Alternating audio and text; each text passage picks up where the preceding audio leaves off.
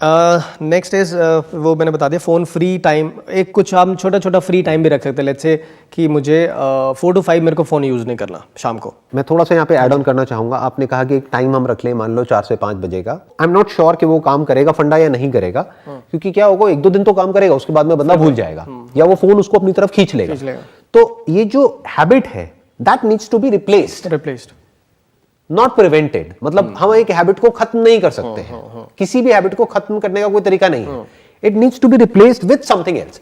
For example, अगर कोई आदमी इतना कर ले कि आदमी औरत व्हाटएवर, औरतें बुरा ना मान जाए अगर इतना ही कर ले कि सुबह और शाम को आधा घंटा या 1 घंटा वॉक के लिए जाएंगे, उस वक्त फोन नहीं लेकर के जाएंगे। And no good night and good morning for with phones, सोने से पहले और सोने के उठने के बाद। अब अगर हमारा ऑब्जेक्टिव ये है, जैसे कि काफी सारी स्टडीज हुई है जहां पर कहा गया है कि भाई आप 2-3 घंटे पहले ही फोन को छोड़ दीजिए, तो ज्यादातर लोग कहेंगे कि भाई मैं तो अपने फोन में अलार्म लगाता हूं, ये तो मुझे उठाता है, तो एक अलार्म क्लॉक ले सकते हैं। एग्जैक्टली, वो रखो, फोन को बाहर ही रखो, फोन को बाहर रखो, कमरे में लाओ ही मत। Exactly, this is very interesting. अगर लोग प्रैक्टिस करें, so half of the problem will be solved. अगर वो प्रैक्टिस करें सो व्हिच इज, अगर हम स्मार्टफोन पे जाते हैं, स्मार्टफोन पे वॉइस कमांड आता है, राइट? अगर आप स्पेस बार पे जाते हो तो automatically whatever I am typing, I will show you. So now whatever I will speak, जो भी मैं बोलूंगा ना, चाहे हिंदी में चाहे इंग्लिश में, एवरीथिंग गूगल विल टाइप। सो मेरे को टेक्सटिंग करने की जरूरत नहीं है। जब मैं टेक्स्ट नहीं करूंगा तो मेरी नेक भी बेंड नहीं होगी, तो ऑटोमेटिकली प्रॉब्लम सॉल्व, सब कुछ आ गया इसके अंदर।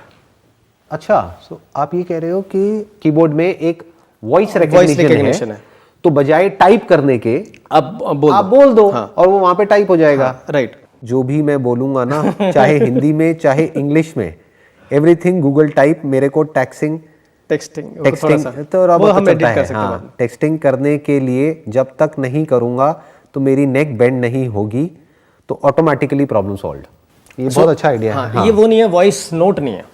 हाँ। सो काफी लोग इससे कंफ्यूज हो जाते हैं कि व्हाट्सएप पे जो वॉइस नोट है, आप लॉन्ग प्रेस करो, वॉइस नोट जा रहा है, वॉइस नोट नहीं, ये टेक्स्ट जा रहा है। वॉइस नोट तो हो गया, वॉइस को रिकॉर्ड करके रिकॉर्डिंग को भेज रहे हैं। That is something else. ये बेसिकली क्या हो रहा है कि आपकी वॉइस को रिकॉग्नाइज करके टाइप कर रहा है, तो आपको टाइप नहीं करना, टेक्स्ट नहीं करना, बिकॉज वो जो टेक्स्ट आप कर रहे हो तो ऐसे ही उसकी वजह से आपका पोस्चर खराब हो रहा है, तो टेक्स्ट करने की नीड ही खत्म हो गई। Exactly, so this is most important. So ये अल्टीमेटली टेक्नोलॉजी को ही यूज कर रहे हैं, टेक्नोलॉजी से बचने के लिए। As simple as that.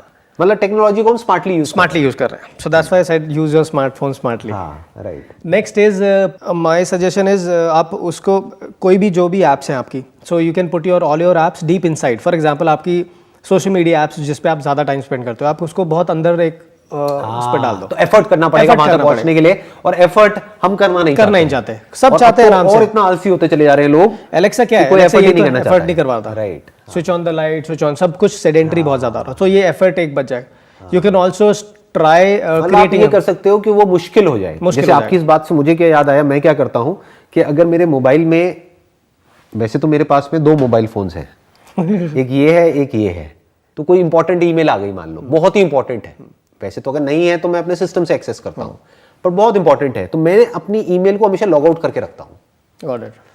तो मैं क्या करूंगा, अगर मेरे को ईमेल एक्सेस करनी है तो पहले पूरा खोलूंगा, फिर लॉगिन करूंगा, फिर यूजर नेम, पासवर्ड, ये वो करते करते इतना आलस आता है कि मैं कहता हूँ छोड़ना यार, कौन करेगा, वहीं जाके करूंगा। हाँ, मैं पूछ लेता हूँ पहले, अगर किसी का फोन आया, अर्जेंट है या इंपॉर्टेंट है? इंपॉर्टेंट है तो कल हो जाएगा, अर्जेंट है तो बोलो।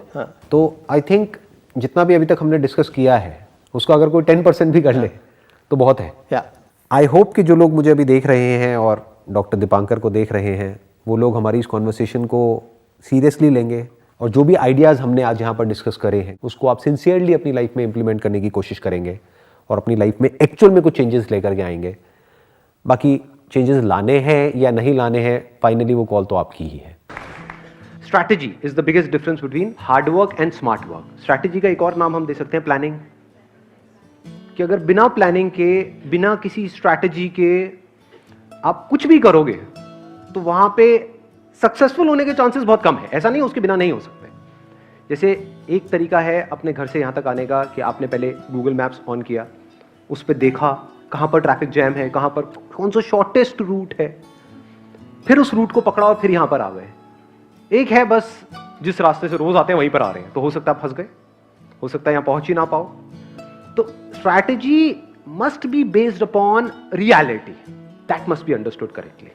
नहीं तो क्या होता है, अभी देखो देखते देखते ना कुछ बड़ा इंटरेस्टिंग देख पा रहे हो आप भी मेरे साथ साथ में, देख पा रहे हो कि मैं कहां से कहां गया हूं, कहां गया हूं, मैं तो यहीं कहीं हूं। Strategy based upon reality, plan based upon understanding the ground level situation, उसके बेस पे स्ट्रैटेजी बनाई जाती है, उसके बेस पे प्लानिंग करी जाती है। यही गड़बड़ हो जाती है बहुत सारे लोगों के साथ में कि वो स्ट्रैटेजी तो बनाते हैं लेकिन ग्राउंड लेवल सिचुएशन को समझते ही नहीं है।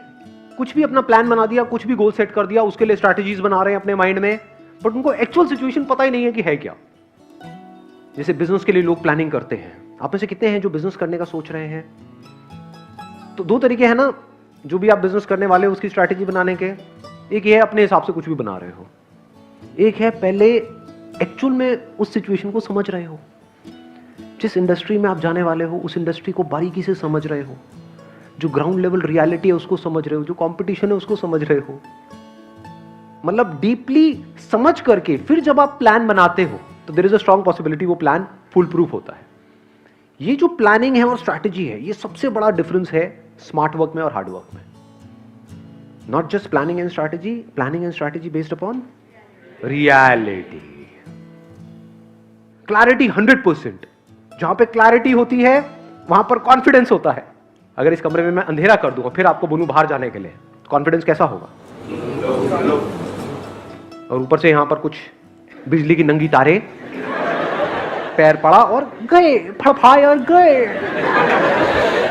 सपोजिंगली लाइट्स ऑन हो और फिर भी वो बिजली की नंगी तारे पड़ी हुई हो, स्टिल यू हैव कॉन्फिडेंस। तो जो भी आपकी इमेजिनेशंस है, जो भी आप अपने माइंड में सुबह से रात तक सोचते रहते हो, वो सब अंधेरा है। क्या आप बारीकी से जो भी कर रहे होते हो उसकी रियलिटी को समझते हो, या जैसा आपको लग रहा होता है उस हिसाब से एक्ट करते हो? तो जितना रियलिटी को आप समझ करके, एक्चुअल सिचुएशन को समझ करके एक्ट करोगे, उतना ही कॉन्फिडेंस ज्यादा होगा, उतनी ही क्लैरिटी ज्यादा होगी, उतनी एनर्जी ज्यादा होगी, क्योंकि आपको बिल्कुल क्लियर पता होगा कि आप क्या कर रहे हो। तो बिल्कुल माइंड क्लियर होगा, और जब माइंड क्लियर होता है तो एनर्जी भरी पड़ी होती है। माइंड कंफ्यूज होता है तो फिर तो जो भी आकर के जैसा भी बोल देता है हम उसी डायरेक्शन में चलने लग जाते हैं। ये क्या कर रहा है? हाँ क्या कर रहा है? ना करूं, ये कर ले। हाँ ठीक है, ये कर ले, इसमें कुछ नहीं बड़ा है, ठीक है ये कर ले। यहाँ क्या है? कुछ नहीं करता जी, बैठ जाए। I want to take one example. Can I take, sir? हाँ sure. Okay, sir. Like when I'm coming in this session, so suppose मैंने अगर Google Map पे देखा होता तो मैं केवल उसी के according I will move forward. But when I came here, तो फिर ई-रिक्शा वाले से मैंने सुना कि वो डायरेक्टली यहाँ पर लेके आ रहा है। So you should be always alert कि आपको हो सकता है स्ट्रेटजीज अपनी चेंज भी करनी पड़े, उससे ईजियर वे मिल जाए आपको। हाँ, ये आपने बड़ा अच्छा वर्ड यूज किया। Let's give big hand for her. Big hand for her. बड़ा एक कमाल का आपने वर्ड यहाँ पे यूज किया है। I would like to build upon that, that is easier. You need to find the easier way out, easiest way out. मैं ईजियर भी नहीं बोलूंगा, ईजिएस्ट वे आउट। और ये अगर आप कहीं पर भी बात करोगे जाकर के अपने घर में या कहीं पर भी, तो दो कान के नीचे आपके घुमा करके पड़ेंगे तो बेटे आसान कुछ नहीं होता है। कई लोगों को इसी पे गुस्सा आ जाता है, मतलब इसीलिए फ्रस्ट्रेटेड है, आसान क्या होता है, क्या आसान है? अबे तुम जियो ना फिर खच्चरों की तरह, कौन मना कर रहा है? जो भी स्मार्ट वर्क करते हैं वहां पर मुश्किल कुछ नहीं होता है। स्मार्ट वर्क का मतलब क्या है कि मुश्किल से मुश्किल काम को भी आसान से आसान बना दिया जाए, इतना आसान जिसकी कोई हद ही नहीं है। ये जो सोच होती है, इसके लिए आपको थोड़ा सा आलसी भी होना पड़ेगा। ये थोड़ा अजीब लगेगा सुनने में, क्योंकि क्या मेरे से क्वेश्चन पूछते हैं, सर इस लेजीनेस को कैसे खत्म किया जाए? इस दुनिया में याद रखना कुछ भी बुरा नहीं है, डिपेंड करता है हम उसको यूज कैसे करते हैं। जैसे आग है, आग का प्लस भी है माइनस भी है। आग को यूज करना आता है तो वो एनर्जी है, यूज करना नहीं आता तो जला देगी आपको।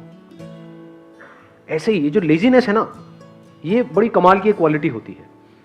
ये सोच इस दुनिया से बिल्कुल अलग है, बिल्कुल अलग, बिल्कुल मतलब बिल्कुल अलग, कि लाइफ को इतना आसान बना दिया जाए, इतना आसान जिसकी कोई हद ही नहीं है।